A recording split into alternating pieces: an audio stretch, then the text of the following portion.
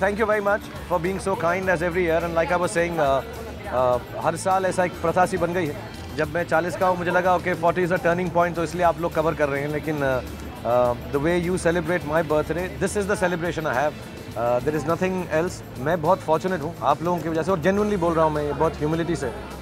मुझे नहीं मालूम था कि मेरा जन्मदिन सिवाय मेरे और मेरे फैमिली के इतने सारे लोगों को अच्छा लगेगा. You know, when I wake up, मेरा बेटा भी आके मुझे बोला कि I woke up because of the drums outside. You know, बाहर लोग ढोल बजा रहे थे. You know, I'm just an actor who does his job, gets paid for it, to be honest. Beyond that, to be loved like this, क्योंकि मैं किसी पर एहसान नहीं कर रहा हूँ एक्टिंग करके, ये मेरा काम है, मेरी नौकरी है. तो उस नौकरी के लिए इतना सराहाया जाऊँ beyond the call of duty, I think is very touching. आपका अभी तक का सबसे स्पेशल गिफ्ट कौन सा रहा है बर्थडे में? मैं नोट कर रहा हूँ, कुछ कम है यार. मैं अभी नोट कर रहा हूँ, मैं गिनूंगा जाके.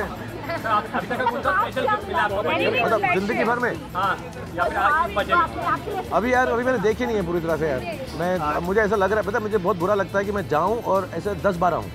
तो मैं वेट कर रहा हूँ कि रात हो जाए कि 50-60 हों कि खोलने में टाइम लगे. अच्छा सा. I know you said that you don't want to get into the legal hassles of Jab Tak Hai Jaan versus Son of Sardar, but I just want to ask you that is there any animosity against Ajay Devgn since he's filed the case against you or anything like that? Because they've made it like a Ajay Devgn versus SRK. Who's they?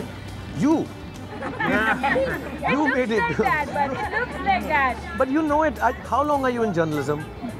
Darling, मैं आप पहले इसको journalism सिखा दूँ मैं इसको. How long are you in journalism? 3 years. 3 years. So you know how it is. But you have nothing against him. मुझे कोई भी किसी के अगेंस्ट क्यों? आपने लिखा है और आपको कोई चीज़ लग रही है अगेंस्ट दिस. मुझे तो किसी के अगेंस्ट कुछ ना है, ना किसी के साथ कुछ है. मतलब जिनके साथ है आप जानते हैं. मैं आपको ये बताना चाहूँगा क्योंकि आप यंग, कभी भी मत सोचना कि दुनिया बदल दोगे तुम्हारी कहानियों से. दुनिया वैसी ही चलेगी जैसी चलती है. On your birthday, and your films have made Karwa Chauth so famous. DDLJ, K3G, of course, her film में देखा गया है. What would you say today? आज क्या स्पेशल होगा? मुझे एक्चुअली करवा चौथ का मीनिंग फिल्मों की वजह से ही समझ आया. मैं तो छन्नी में से चांद को देखकर किसी लड़की की तमन्ना नहीं करूँगा. Only girls keep it for men, ना?